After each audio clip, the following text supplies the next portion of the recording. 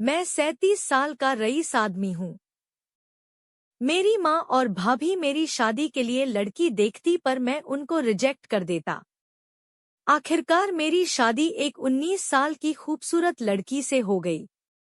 सुहागरात को मैं अपनी दुल्हन के कमरे में गया और उसका घूंघट उठाकर उसके गोरे जिस्म को देखने लगा कि अचानक मेरी नज़र उसके सीने में पड़ी तो मैं जोर जोर से चीखने लगा। डर के मारे मुझमें बेहोशी छाने लगी और मैं कमरे से बाहर भाग गया क्योंकि वह लड़की तो कहानी में आगे मेरा नाम रवि है। अपनी बड़ी कार लेकर मैं फैक्ट्री से वापस घर आया ही था कि मेरी माँ ने कहा कि जल्दी से तैयार हो जाओ, हमें लड़की देखने जाना है। साथ मेरी भाभी भी थी। वो बोली, देवर जी यह लड़की तो काफी अच्छी है, आपको देखते ही पसंद आ जाएगी। मैंने कहा, आप लोग थक नहीं गए क्या? 10 साल हो गए हैं मेरे लिए लड़की ढूंढते ढूंढते और अब मैं 37 साल का हो गया हूँ, फिर भी आप लोगों ने अपनी तलाश जारी रखी है। यह कहकर मैं हंसने लगा। मेरी भाभी ने कहा, यह लड़की तो बिल्कुल पटाखा है, पटाखा, तुम्हें देखते ही पसंद आ जाएगी। मेरी माँ भाभी की तरफ देखने लगी और अंदर चली गई। हमारे घर पर पापा मम्मी और भैया भाभी ही है। भैया की शादी को 10 साल हो गए हैं और उनका 8 साल का एक बेटा भी है। शादी के बाद से भाभी अपने लिए देवरानी ढूंढने लगी थी पर मुझे कोई लड़की पसंद आती ही नहीं। कोई मोटी तो कोई काली तो किसी के चेहरे में ग्लैमर नहीं। मेरे दिमाग में एक ऐसा चेहरा बैठा हुआ था कि वैसी लड़की शायद बनी ही नहीं थी। हमारे कपड़े की बहुत बड़ी फैक्ट्री है जिसे मैं पापा और भैया मिलकर संभालते हैं और हमारे पास पैसों की कमी नहीं है। एक से एक घराने से मेरे लिए रिश्ता आता रहता है पर मैं सभी रिश्तों को ठुकरा दिया करता हूँ। और आज फिर से लड़की देखने जाना है तो मैं अपनी एक महंगी सूट निकाल कर पहन लिया। पूरी उम्मीद थी कि मुझे लड़की पसंद नहीं आएगी। मैं अपनी माँ और भाभी के साथ उस लड़की के घर गया। माँ ने जाते हुए कहा, इसके पिता के कपड़े की बड़ी दुकान है। मैंने सोचा मेरी जितनी रईस तो नहीं होगी। मुझे एक पॉइंट तो मिल गया था लड़की को रिजेक्ट करने का और उसे नीचा दिखाने का। लड़की के घर गया तो लड़की की मम्मी पापा और चाचा चाची हमारी खातिर करने लगे। खाने के लिए तरह तरह के पकवान बना रखे थे। लड़की की माँ को देखते ही समझ गया था मैं कि यह रिश्ता ठुकरा दूंगा, क्योंकि उसकी माँ बिल्कुल ही साधारण दिखती थी तो बेटी भी उन्हीं पर गई होगी।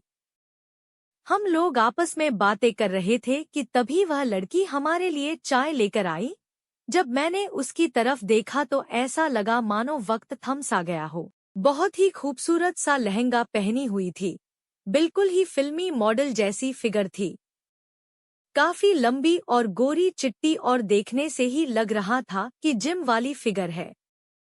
आंखें तो बिल्कुल हिरनी जैसी थी और उसके लंबे खूबसूरत बाल कमर तक आ रहे थे और उसके गुलाबी होठ देखकर तो लग रहा था कि मैं खुद पर काबू खो बैठूंगा। जब उसने मुझसे बात की तो उसकी आवाज सुनकर मैंने अपनी माँ को सबके सामने ही कह दिया कि मुझे लड़की बहुत पसंद है, मैं शादी करूंगा तो इसी लड़की से शादी करूंगा। सब लोग हैरान रह गए कि मैं लड़की को देखते ही यह फैसला कर लिया। मामले को संभालने के लिए मैंने कहा कि मुझे इंसान की परख है, यह लड़की बहुत अच्छी है, यह देखते ही मुझे पता लग गया। उसने कहा, मेरा नाम खुशबू है। मैंने कहा, वाह, जैसा नाम वैसे ही चारों ओर तुम खुशबू बिखेरते हो। मैं खुशबू से अकेले बात करना चाहता था क्योंकि उसे देखकर मैं खुद पर काबू खो रहा था।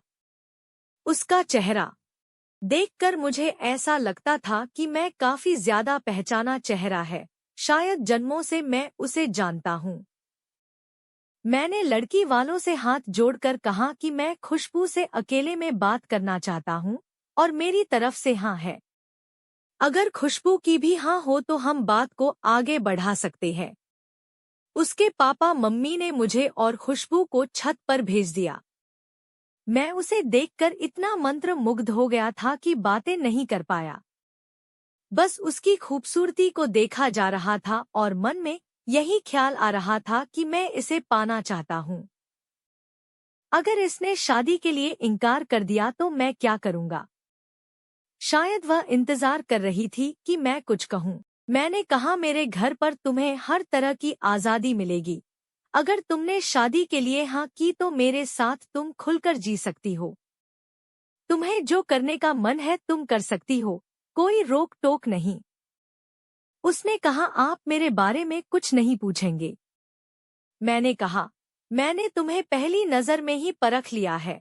अगर तुमने शादी के लिए हाँ की तो मैं तुम्हें हमेशा खुश रखूंगा, यह तुमसे वादा करता हूँ।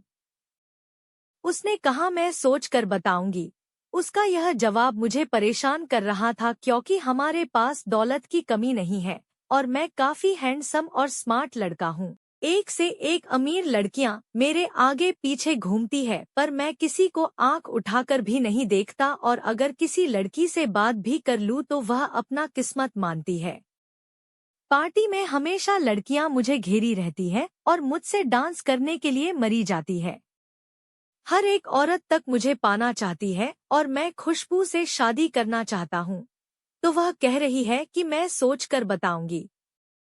पर मैं क्या कहता? मैंने कहा, ठीक है, तुम्हें जैसा ठीक लगे बता देना।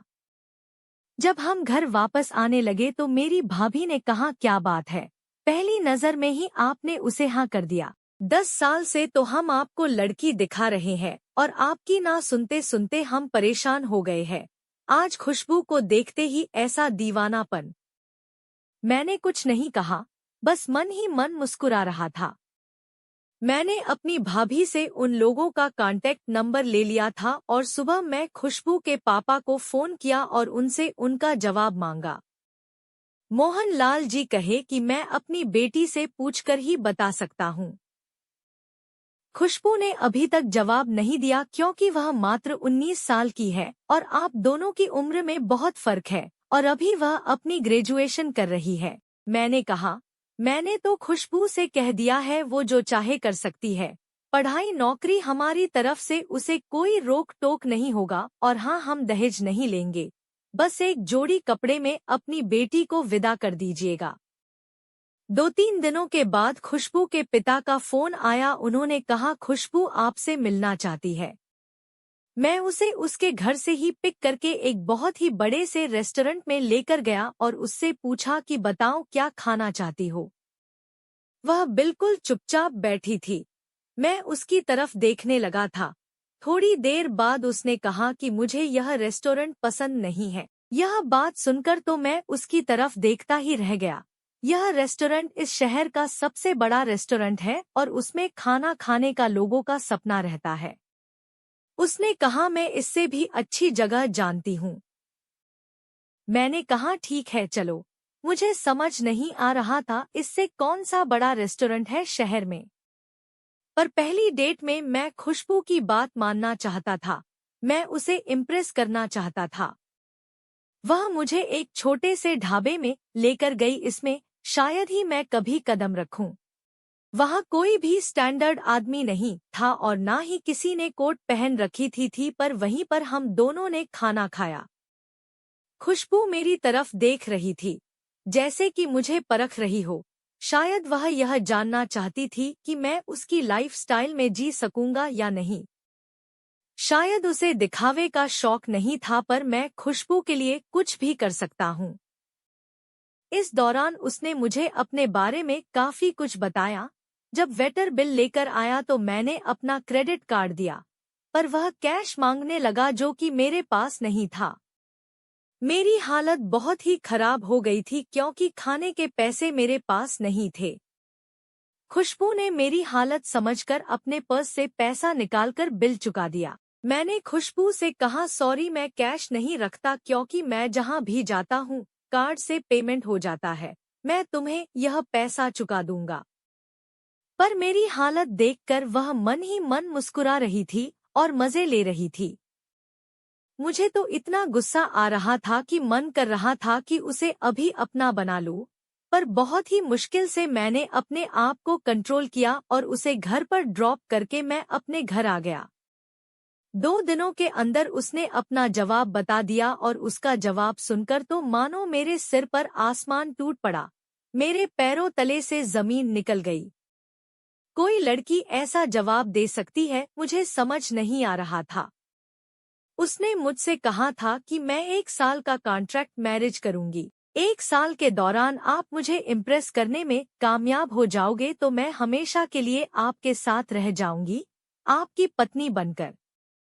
लेकिन अगर मैं आपकी लाइफस्टाइल में एडजस्ट नहीं कर पाई या फिर आप मेरी लाइफस्टाइल में एडजस्ट नहीं कर पाए तो मैं आपसे अलग हो जाऊंगी। आखिर वह समझती क्या है अपने आप को, पता नहीं, पर मैं उसे हर हाल में पाना चाहता था तो मैं ऐसे शादी को तैयार हो गया और उसने कॉन्ट्रैक्ट बनाकर उसमें साइन भी करवा लिया था।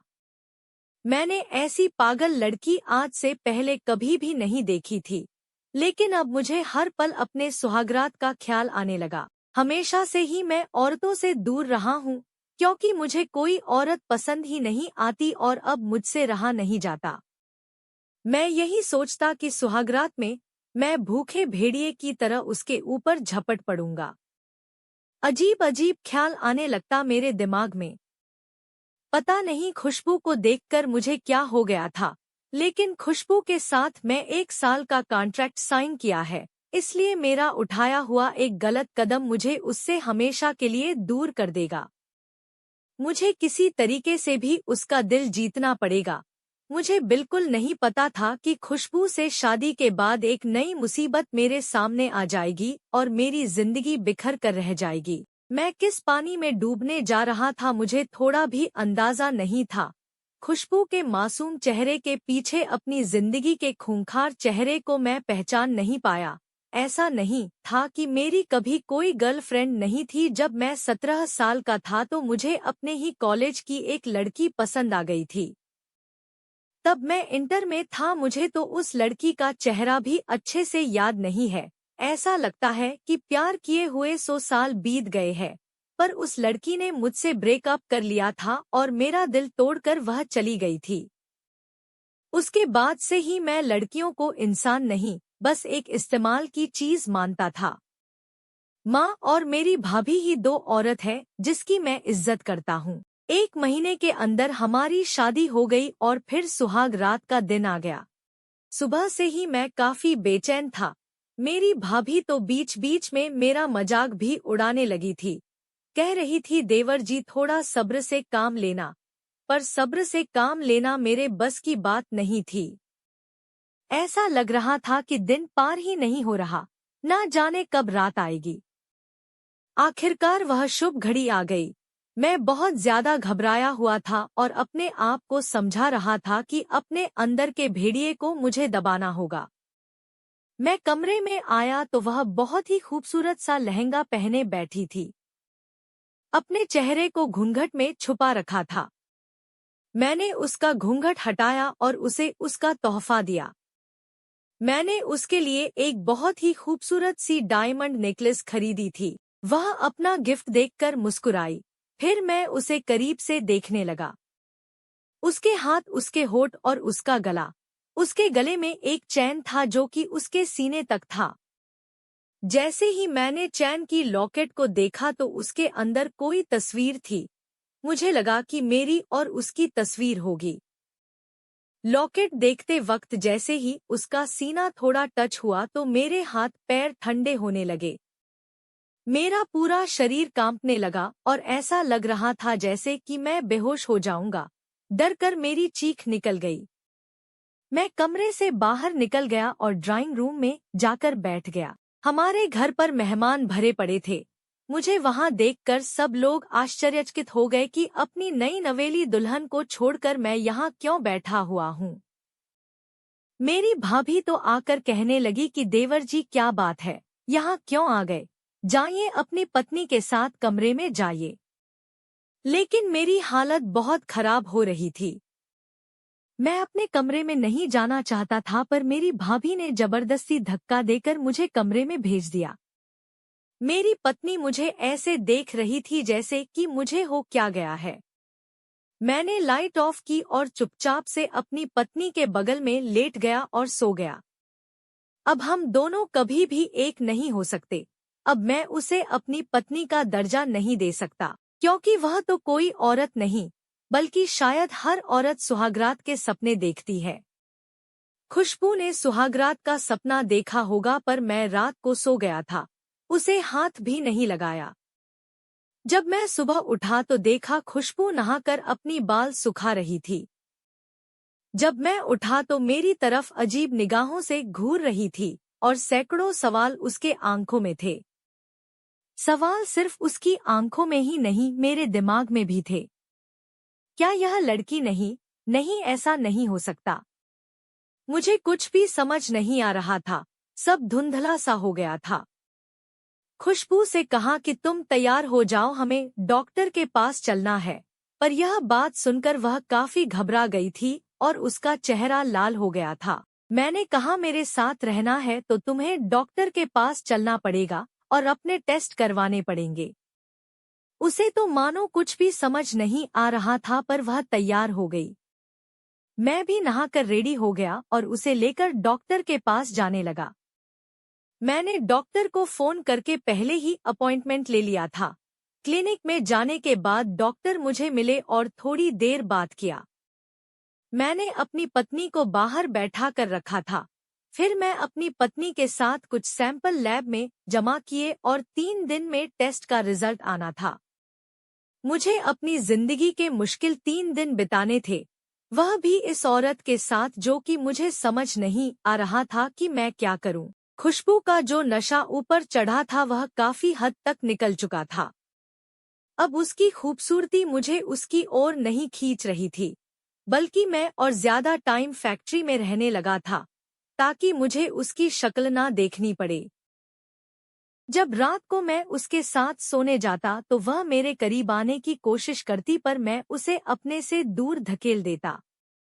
मुझे पता है कि मेरी इस हरकत से उसे दुख पहुंचता पर वह मुझसे जो मांग रही थी मैं उसे नहीं दे सकता था। मैंने कहा, टेस्ट के रिजल्ट तक इंतजार करो, सब सही रहा तो हम नए सिरे से जिंदगी शुरू करेंगे। मेरी बात सुनकर ही वह बेचारी घबरा जाती थी और सोचती रहती थी कि आखिर उसे ऐसी कौन सी बीमारी लग गई है कि मैं उसे छूना भी नहीं चाहता। आखिर 3 दिन के बाद मैं लैब में गया और अपने रिपोर्ट्स कलेक्ट किया। खुशबू ने मुझे कॉल किया था, कहा था कि मेरे रिपोर्ट्स ठीक तो आए हैं ना। मैंने कहा, मैं घर जाकर सबके सामने रिपोर्ट खोलूंगा। जब मैं घर आया तो देखा खुशबू बहुत परेशान होकर बैठी हुई थी। शायद उसने मेरी माँ और भाभी से भी सब कह दिया था। आज घर के सारे लोग इकट्ठा थे। मेरे पापा मेरे पास आकर कहा, बेटा तूने क्या टेस्ट करवाया है? खुशबू बहुत परेशान है, 2 बार तो वह बेहोश हो गई थी। बेचारी के हाथ पैर ठंडे हो रहे हैं। तुम दोनों के बीच में आखिर चल क्या रहा है? मैंने कहा, मेरे भी हाथ पैर ठंडे हो रहे हैं और 3 दिन से मेरी भी हालत बहुत खराब है और मैं अब तक रिपोर्ट नहीं देखी है। मेरे सारे घर वाले बहुत परेशान हो गए थे, पर जब मैं रिपोर्ट खोलकर देखा मेरे हाथ से वह पेपर्स गिर गए। मुझे चक्कर सा आने लगा और मैं सोफे पर बैठ गया। मेरे पापा ने नीचे से गिरे हुए रिपोर्ट्स उठा लिए। खुशबू भी काफी डर गई थी। मेरे चेहरे से समझ में आ गया था कि रिपोर्ट में कुछ गलत लिखा हुआ है। मेरे पापा के हाथ से रिपोर्ट उसने ले ली। मेरे दिल की धड़कन अब और ज्यादा तेज हो गई थी। मैं नहीं चाहता था कि खुशबू वह रिपोर्ट पढ़े क्योंकि मैं अभी इसके लिए तैयार नहीं था। अगर खुशबू ने रिपोर्ट पढ़ लिया तो हमारी जिंदगी हमेशा के लिए बदल जाएगी, हमारा रिश्ता हमेशा के लिए बदल जाएगा। मैंने कहा खुशबू, पर इससे आगे मैं कुछ भी नहीं कह पाया। आंखों से आंसू आ गए थे। मेरे घर वाले भी काफी परेशान हो रहे थे। जब खुशबू ने वह रिपोर्ट पढ़ा तो ऐसा लगा कि मानो वह बेहोश हो जाएगी। तभी मेरे भैया ने रिपोर्ट अपने हाथ में ले ली और जोर से पढ़ा। DNA test report. जब उस रिपोर्ट को पढ़ा वह बहुत ही चौंक गए और कहा, क्या खुशबू तुम्हारी बेटी है? यह कैसे संभव है? मैंने कहा, सुहाग रात के दिन मैं खुशबू के गले पर एक लॉकेट देखा था। मुझे लगा था उसके अंदर मेरी और उसकी तस्वीर होगी, पर जब मैं उसे खोला तो उसके अंदर उसके पापा और मेरे एक्स गर्लफ्रेंड की तस्वीर थी। मेरे दिमाग में एक ही बात आई कि पापा के साथ उसकी तस्वीर का मतलब यह है कि यह खुशबू की माँ होगी। लेकिन जब हम रिश्ते की बात करने गए थे तो खुशबू की माँ तो कोई और ही थी। तभी मुझे ख्याल आया कि खुशबू की माँ के साथ उसका चेहरा बिल्कुल भी नहीं मिलता था। खुशबू एक बहुत ही खूबसूरत लड़की है, लेकिन उसकी माँ तो बिल्कुल ही साधारण थी, इसलिए मुझे लगा कि यही औरत उसकी माँ होगी और मैंने डीएनए टेस्ट करवाया। खुशबू रोने लगी, कहीं कि मेरे पापा के साथ मेरी माँ का डिवोर्स हो गया था तो उन्होंने दूसरी शादी कर ली थी। मुझे हमेशा यही लगता था कि मोहन लाल ही मेरे पापा है, क्योंकि उन लोगों ने कभी मुझे सच्चाई नहीं बताई थी। मुझे नहीं पता था कि जिस आदमी से मेरे पापा मुझे शादी करवा रहे हैं वही मेरे बायोलॉजिकल फादर निकलेंगे। मैंने उसकी माँ के बारे में पूछा, क्योंकि शादी में तो उसकी माँ आई ही नहीं थी। उसने कहा कि मेरी माँ कनाडा में रहती है और उस समय वह नहीं आ पाई थी। मैं खुशबू से उसकी माँ का नंबर ले लिया था और उसकी माँ से फोन करके उसे फौरन इंडिया बुला लिया था। कुछ दिनों में उसकी माँ इंडिया वापस आ गई थी। मेरी एक्स गर्लफ्रेंड को देखकर ही मैं अतीत में डूबने लगा था। वह भी मेरी ही उम्र की थी। मैंने कहा, तुमने मुझसे इतनी बड़ी बात क्यों छुपाई थी कि तुम प्रेग्नेंट हो? आज तुम्हारी वजह से देखो क्या हो गया। मैं अपनी ही बेटी से शादी कर ली। मैंने रीना से कहा कि तुम मुझसे शादी कर लो। हमारी एक बेटी है जिसे तुमने इतने सालों से मुझसे दूर रखा और मेरी बेटी अब इतनी बड़ी हो गई है और मैं उसे बड़ा होते हुए देख भी नहीं पाया। रीना ने कहा कि जब उसे पता चला कि वह प्रेग्नेंट है तो वह काफी डर गई थी और वह बच्चे का अबॉर्शन करवाना चाहती थी। अबॉर्शन के लिए बहुत देर हो गई थी। तभी उसके माता पिता ने जबरदस्ती उसकी शादी मोहन लाल से कर दी थी, जो कि उसके दूर के सगे थे। उन लोगों ने ऐसा सिर्फ बदनामी से बचने के लिए किया था और बच्ची होने के कुछ महीने बाद हम दोनों ने डिवोर्स ले लिया था और मोहन लाल ने अपनी गर्लफ्रेंड से शादी कर ली थी। उन्होंने खुशबू की जिम्मेदारी ले ली थी ताकि मैं नए सिरे से अपनी जिंदगी शुरू कर सकूं। पर मुझे दोबारा कभी कोई पसंद नहीं आया, जिस वजह से मैंने कभी शादी नहीं की। तुम बहुत अमीर लड़के थे, तुम कभी भी किसी लड़की के साथ सीरियस नहीं रहते थे। मुझे यकीन था कि अगर मैं तुम्हें सच्चाई बताती तो तुम मुझे कभी नहीं अपनाते। हाँ, मैं बहुत ही बिगड़ा हुआ लड़का जरूर था। शायद मैं अपनी बेटी को अपना लेता। रीना से प्यार करता था, पर मेरा एटीट्यूड देखकर उसे लगा होगा कि मैं अमीर बाप का बिगड़ा हुआ बेटा हूँ। मैंने अपनी बेटी को आगे पढ़ाया और एक अच्छा सा लड़का देखकर उसकी शादी करवा दी। मैं उसकी माँ यानी कि रीना से शादी कर ली। मुझे नहीं पता था कि किस्मत मेरे साथ ऐसा खेल खेलेगी कि अपनी बेटी तक पहुँचने के लिए मुझे उससे शादी करनी पड़ेगी। मैं खुशबू से शादी नहीं करता तो मुझे कभी भी पता नहीं चलता कि इस दुनिया में मेरी एक बेटी भी है, और सही वक्त में सच्चाई सामने ना आती तो शायद मैं जीते जी मर जाता। इसलिए हमारी जिंदगी पटरी में आने में समय लगा था, पर धीरे धीरे वक्त के साथ सब ठीक हो गया। तो दोस्तों, ये कहानी यहीं खत्म होती है। आपको यह कहानी कैसी लगी कमेंट करके जरूर बताएं और चैनल को सब्सक्राइब करना ना भूलें। धन्यवाद।